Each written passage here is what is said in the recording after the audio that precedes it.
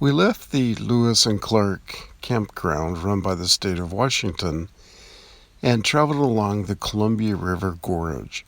Now, this is really a spectacular byway. You'll enjoy every minute of it. And one of my readers or listeners or followers has said it's their very favorite trip in all of the United States of America. It really is something to see, the engineering that went into it. And I like to think about the history that this was a superhighway for the frontiers people who otherwise had to travel by horse or by foot. The free campground, located on the Columbia River Gorge, is located on the north side, or the Washington side. So if you want some free camping, that's where you'll have to go. We visited Multnomah Falls, check my last video for that, and really enjoyed ourselves. And finally, we came to Astoria, Oregon. Now, the first place we went in Astoria was Moe's Seafood House. And I hate to say it, but maybe the whole reason for going to Astoria in the first place was to eat at Moe's. It's that good. And I had several meals at Moe's before we finally headed down the road going south. From Moe's, you can see the Astoria Megler Bridge and also the turning basin. This is where ships wait for immigration inspection and sometimes to load cargo or offload cargo before they're making their trip up or down the Columbia River. This is also the Columbia River sector of the 13th District Coast Guard. They take watch over the mouth of the Columbia River and protect us against intrusion, friend or foe. It's also a great place to boat watch, and I had a lot of fun taking some video of this peaceful little sailing boat on the Columbia River. Little did we know that our peaceful dinner would soon turn into a mini nightmare as we got back to camp. We'd found camp in a small county park about 30 minutes from Astoria, Oregon. 2 of the 4 camping spaces were empty, but there seemed to be a lot of campers around. It was really weird. They all said they knew each other and they were local people.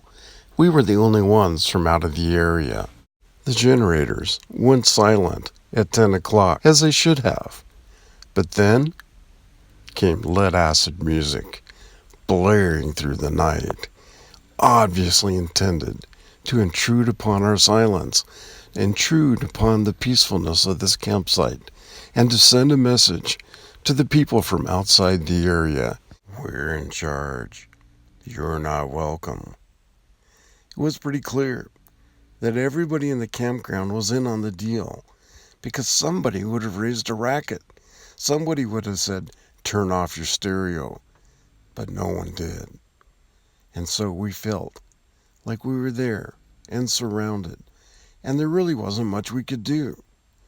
In fact, well, I'll let you hear it for yourself. Well, it's about 2 o'clock in the morning, and somebody is playing their acid rock music really loudly in the campground. There are only 4 spaces in this entire campground, and probably 5 vehicles occupying those 4 spaces.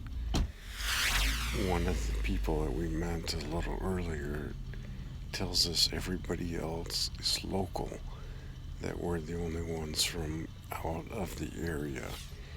And obviously these people are sending us a message. They're going to do what they want to do, and they really don't like us being here.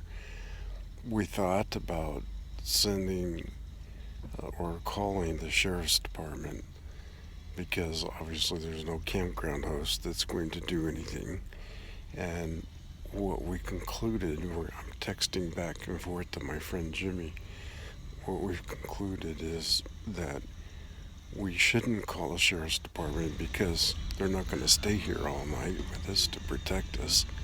And then everybody will know that we called the sheriff's department because Obviously, none of these people have called them. So, all we can do, I think, is either leave and camp somewhere on the road, which I think is very dangerous for us, or just to try and get through the night and get out of here tomorrow first thing and say nothing. Uh, but it's not a good situation. Well, I'll let you know how it works out. Bye. Sometimes silence is golden, and it worked out. In this case, it was. I didn't do anything, and that's not in my nature. Usually, I'd be making a big stink about things like this. But we were really in a delicate situation, kind of in a no-win situation. We just couldn't call the sheriff, and I didn't want us out on the road looking for a new campsite. The music went on until 4 o'clock in the morning, in which finally somebody decided to let the strangers have a little shut-eye. I don't have a lot of photos from that night. It was a seriously weird situation. I think we did the best we could under the circumstances. As I think back upon it now, I think that there were people living there in that Forest Service campground. There might have even been a marijuana grow nearby. Who knows? The people looked real sketch to me. And what they were doing is they were all living in trailers, but nobody was occupying the camp spaces. So it looked like 2 of the 4 camp spaces were empty, when really there was a pretty high density of people there. I still think they're all in on the same deal, because no one would play their music that loudly without somebody coming and saying, "Hey, dude, turn it down." I mean, it was really, really ugly music, and it was really, really loud.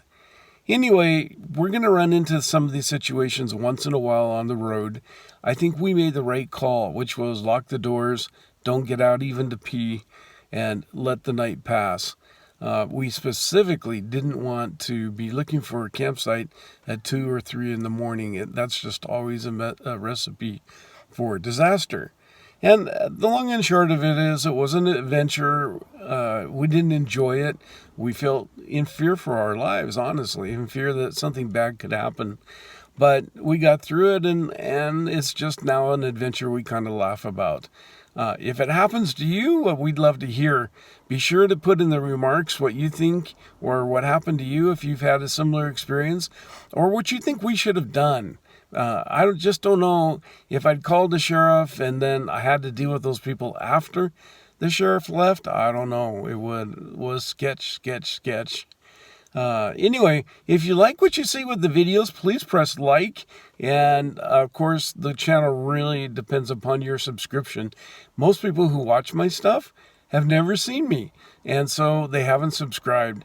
If you are here for the first time, please subscribe and hit that little bell thing.